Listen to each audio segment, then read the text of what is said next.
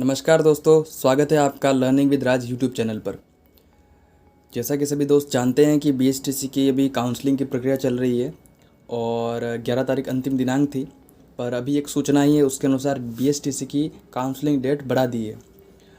ये official notification सरकार द्वारा अभी जारी किया गया है, जो आपको मैं इस वीडियो में आगे बताऊँगा कि काउंसलिंग की डेट बढ़ने पर हमारे कट ऑफ पर क्या असर रहेगा और इसका क्या कारण हो सकता है कि सरकार बार बार डेट को आगे बढ़ा रही है।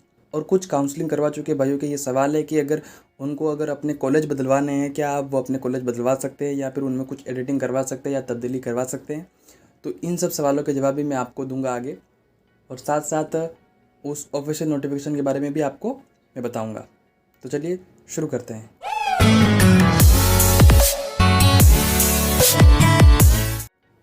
तो जैसा कि आप सभी जानते हैं, सबसे पहले काउंसलिंग 30 सितंबर को शुरू हुई थी और 6 अक्टूबर तक उसकी अंतिम दिनांक रखी थी। उसके बाद सरकार ने काउंसलिंग डेट को आगे बढ़ाकर 11 अक्टूबर कर दिया और 12 तारीख तक हम उसमें कॉलेज का चयन कर सकते थे। और अभी एक सूचना आई है, इसके अनुसार काउंसलिंग डेट भी आगे बढ़ा दी गई है और मैं आपको वो ऑफिशियल नोटिफिकेशन भी दिखाता हूँ। तो चलिए देखते हैं। तो ये रहा आपके सामने वो ऑफिशियल नोटिफिकेशन। इसमें आप देख सकते हैं कि काउंसलिंग डेट सरकार द्वारा बढ़ा दी गई है और काउंसलिंग डेट दिनांक क्या रखी है, काउंसलिंग दिनांक सरकार ने रखी है 16 तारीख तक। काउंसलिंग की दिनांक 16 तारीख तक बढ़ा दी गई है और अंतिम आप इसमें कॉलेज का चयन 17 तारीख तक कर सकते हैं। तो इसके बाद कुछ भाइयों के सवाल हैं, जैसे कि काउंसलिंग डेट आगे बार बार क्यों बढ़ा रही है सरकार। तो इसका एक कारण ये हो सकता है कि बीएसटीसी में वाकई इस साल काउंसलिंग के फॉर्म कम भरे गए हैं, इसलिए सरकार बार बार डेट को आगे बढ़ा रही है ताकि बच्चे अधिक से अधिक काउंसलिंग करवाएं। दूसरा, कुछ भाइयों के ये सवाल भी है कि जिन्होंने अभी तक काउंसलिंग नहीं करवाई है, क्या उन्हें काउंसलिंग करवा लेनी चाहिए।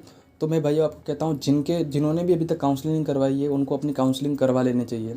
कम से कम जिन भाइयों के 300 प्लस नंबर है, अगर उन्होंने काउंसलिंग नहीं करवाई उन्हें काउंसलिंग करवा लेनी चाहिए। अगर वो चूक गए किसी कारण से तो वो उन्हें करवा लेनी चाहिए।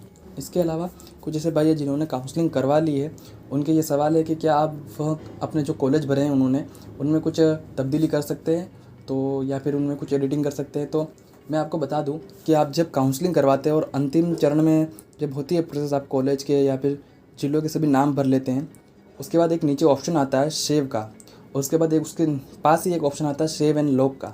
अगर आपने उस समय उसको सिर्फ सेव किया होगा, यानी आपने अगर लॉक नहीं किया है, सेव और लॉक का एक ऑप्शन आता है उसको टिक नहीं किया, खाली सेव को टिक किया, तो आप उसमें बदल सकते हैं। यानी कि आपने सिर्फ सेव किया, अगर आपने वहाँ पर लॉक कर दिया है तो आप उसमें तब्दीली नहीं कर सकते।